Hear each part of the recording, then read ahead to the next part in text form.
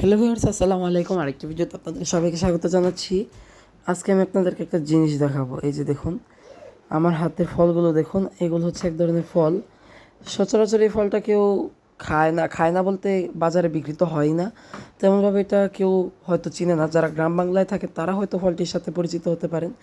এটা আমার নানুর বাড়ির একটা গাছ। নানুর বাড়ির পেছনে খুব একটা যত্ন করা হয় না, গাছটাকে কেউ গুরুত্বও দেয় না। এই গাছের গোড়ায় যে ফলগুলো এই সময় পাকে সেগুলোও কিন্তু খুব একটা গুরুত্বের সহকারে খায় না। তবে ছোটোবেলা আমরা খেতাম এবং মায়ের কাছে শুনেছি তারাও নাকি এই ফলটা খেত। মানে সত্যি কথা বলতে এটা একটা গ্রাম বাংলার ঐতিহ্য হারানো একটা জিনিস, যেটা এখন মানুষ আর তেমনভাবে চেনে না। এটার নাম হচ্ছে মূলত পিপি জাম। আমরা ছোটো সময় থেকে এটা পিপি জাম নামেই জানি।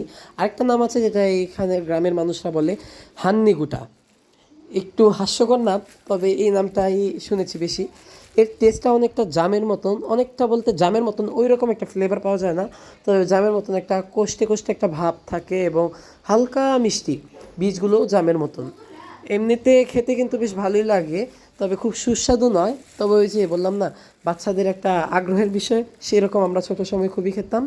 তো এখন আর বাড়িতে তেমনভাবে থাকা হয় না। আগে নানু বাড়িতে খুব থাকতাম, আসতাম, তখন কিন্তু এই ফলটা খেতাম। এই হচ্ছিল এর গাছটা দেখেছি, খুব একটা বড় নয়। তো আপনাদেরকে দেখাই একটা ফল খেয়ে।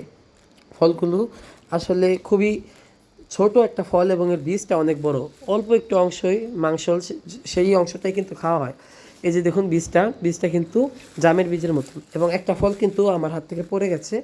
আমি আরেকটা মুখে দিয়ে দেখাই আপনাদেরকে। সেটা কিন্তু এই রকমই প্রায়। যেগুলো একদম লাল সেগুলো হচ্ছে একটু মিষ্টি, অন্যগুলো কষ্টে কষ্টে একটা ভাব। ধন্যবাদ সবাইকে, আসসালামু আলাইকুম।